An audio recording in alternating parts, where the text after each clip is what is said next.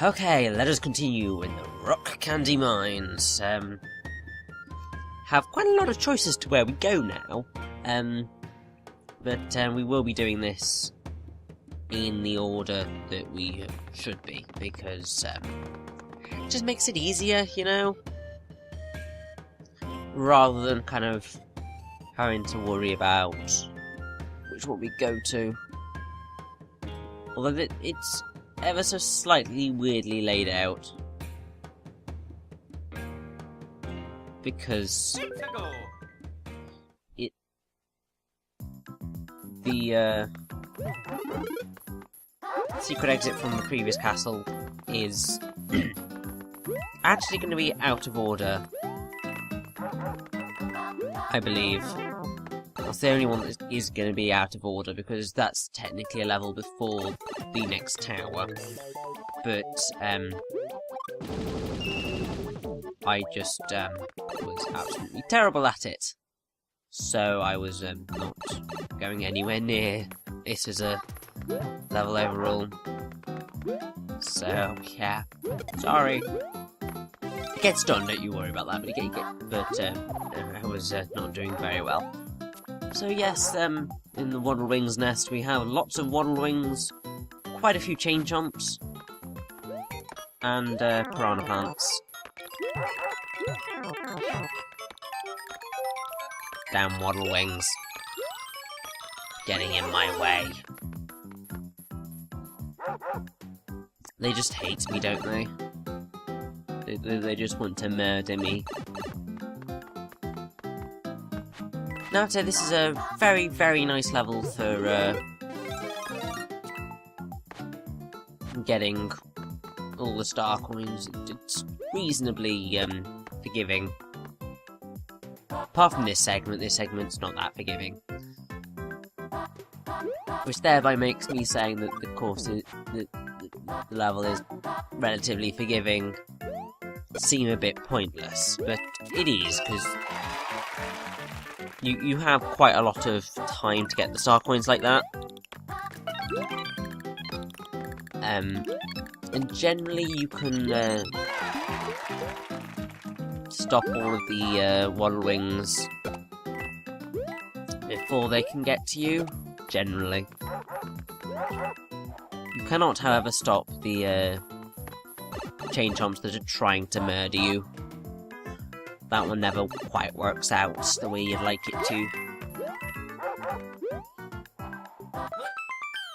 So hell yeah! Take that, Waddle Wings nest! You ain't got nothing on me, mate. I think I'm just trying to be street there, and it's just not going down very well. Oh well.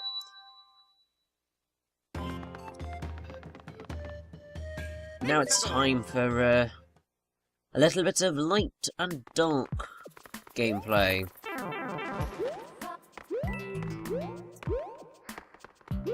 So, sometimes... So basically you've got these blocks that will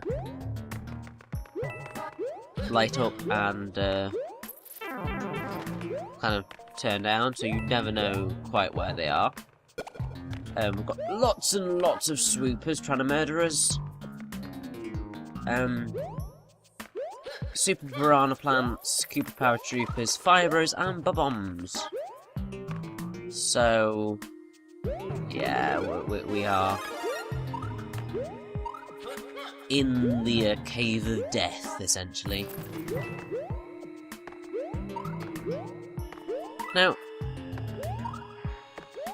it's a very weird level. In that sort of, you'd think that sort of... Oh, that is just evil.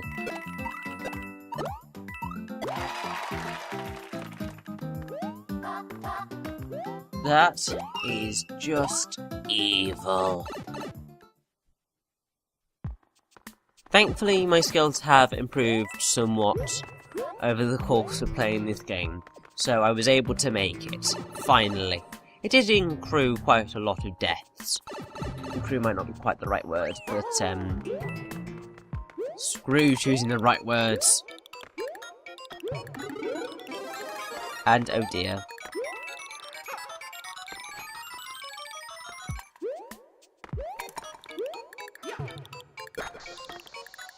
Now... it's trying to kill me. Kill it. Kill it with fire.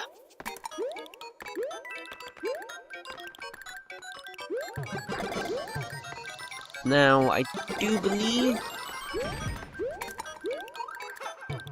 that the star coin we seek is just up here. Or is it... Oh no, it's right at the top, isn't it? Just above the Fire Bros. So it's highly likely that we will have to take a hit to get the bugger. There we go. Damn Fire Bros getting in my way. You will not, I repeat, you will not prevent me from getting my star coins. Thank you very much. I don't quite know why I was wagging my finger at the poor innocent laptop screen, but it was getting a wagging finger nonetheless.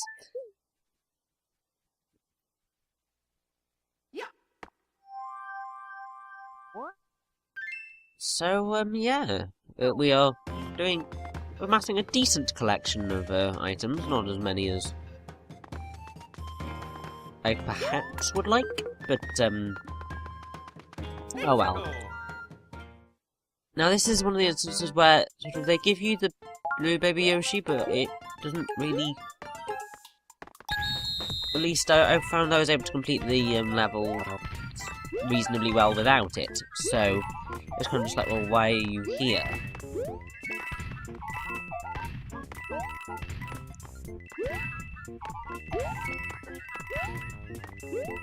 Now, I have to say, sort of, it's relatively amusing seeing more than one person tackle these, because it's bad enough when there's just one of you, and you fail miserably at getting lives. Like that. But when there's multiple people doing it, it's just like, in essence, it should kind of be easier, because you should be able to kind of keep an eye on one area and just avoid or not. That you've got more people looking around at everything, so you're more likely to get more live one-up things, but you're also less likely to get lives at the end of it. Purely because you are using up. Well, you're going to have people run into the Bowser things more often. It's just the way it works. Now, here we have some joyous joy of joys stalking piranha plants. Goombas and Koopa Troopers. So, yeah, these are such wonderful enemies that were introduced in New Super Mario Bros. Wii. They're very kind of creepy to look at, I have to say.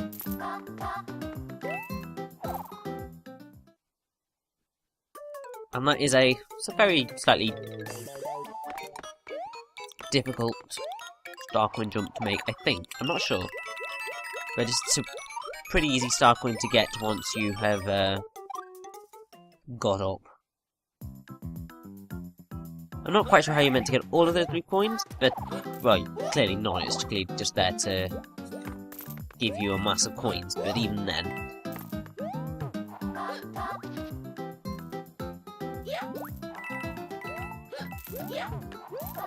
Now,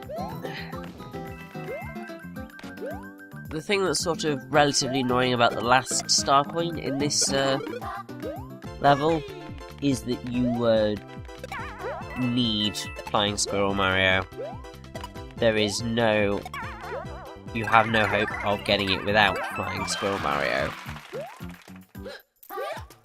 And it's easier said than done to keep Flying Squirrel Mario to the end of the, or to get that one.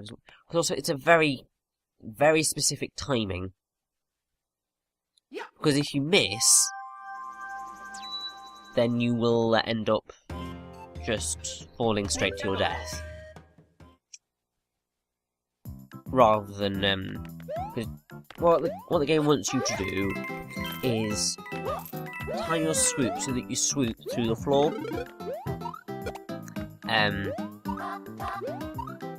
But to be able to do that, you need to get that timing spot on. And I like how I'm doing kind of like a hand gesture to try and show how this works. But obviously you can't see it because I'm just a disembodied voice on the internet talking over a video game. But I'm sure you'll understand what I mean when I do it. But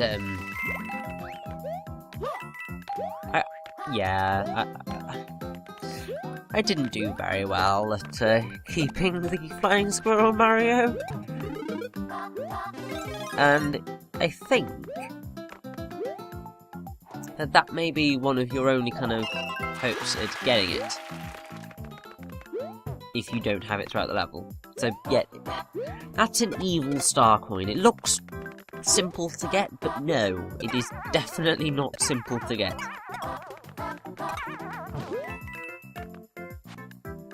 And thankfully, sort of,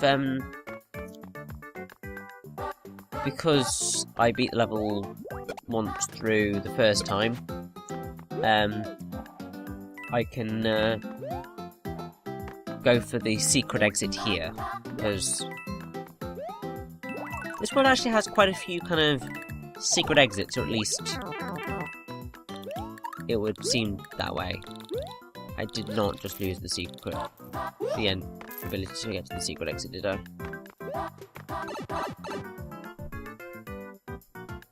Oh, phew.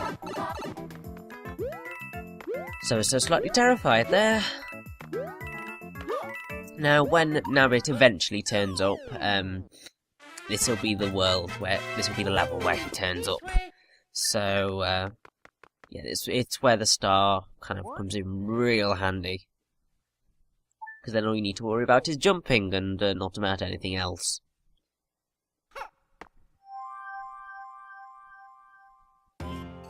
Now, I'm not quite sure what I'm going to do here. Because, am I going to do the, thrilling spine coaster in order?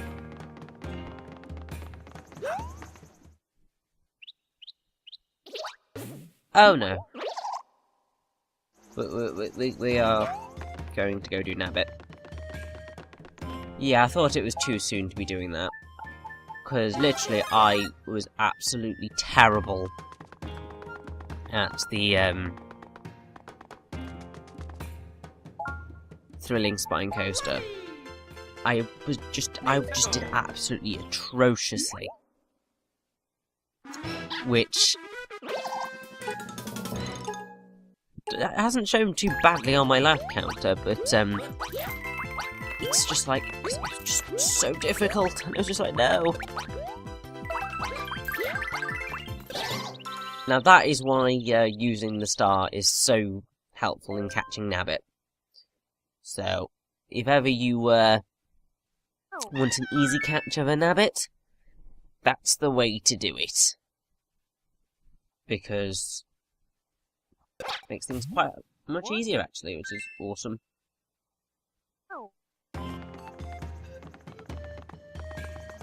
Now, okay, I'm gonna go straight to the tower. Screw the secret level, because I suck at it so badly. So now, as you may have noticed, there wasn't a boss at the top of this tower. When we get to it, there is a boss, but we won't know who that boss is until we get there. For that level, we've got bony beetles and the screw top things. And fire bars, as annoying as they always are.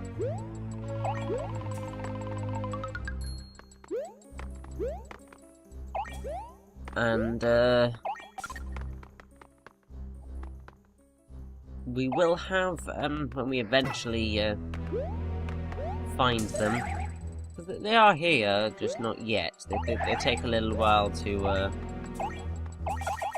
find. Or we can go into the secret and... Oh, that's wonderful.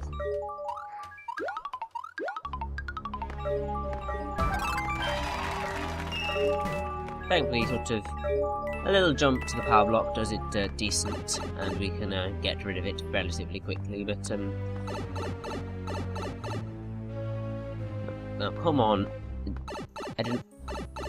Oh, I just entered the pipe twice. Well, that's embarrassing.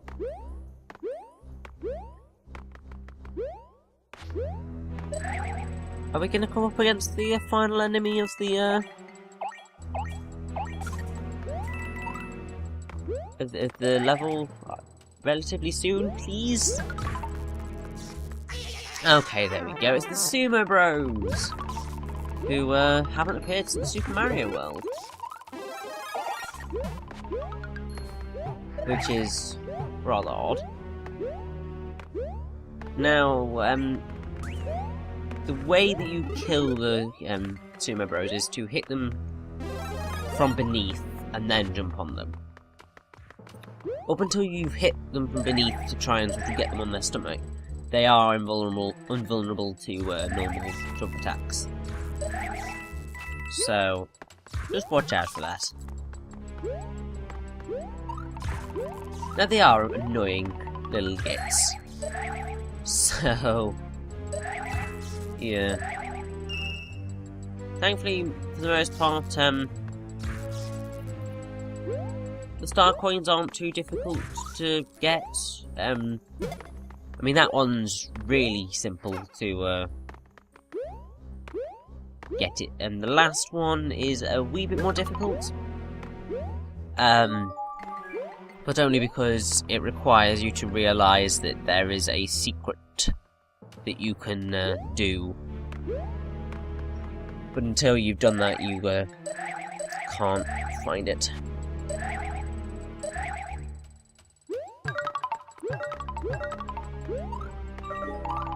Because basically it's hidden above where the boss door is. So you've got to defeat the wonderful Sumo Bros that's here, and then jump all the way up.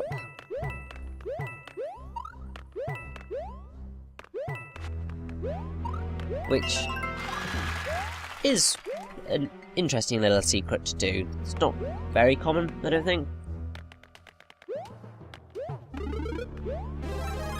And all I can say is thank God for that mushroom, otherwise this boss would have been a lot more difficult than it should have been. So yes, the boss is actually a Sumo Bro. So it's technically a it's called a boss Sumo Bro. So he's more powerful. This is the actual only place that he has appeared. But weirdly, he doesn't actually appear at the top of his tower on the world map at the start, which is really, really bizarre. He's the only boss that doesn't do it. So, it's weird. Now, the note blocks are incredibly helpful for kind of getting to him, but sometimes getting the hit in is a bit more difficult than you would hope for. Just because sort of sometimes he's just not quite where you want him to be. Anyway, let's see if Boss Sumo Bro will turn up at the top of his tower as we get through it. Yes, he does. That's the only time you'll see him atop the tower, which is frankly really bizarre. So yeah. Anyway, let us continue onwards. Woohoo!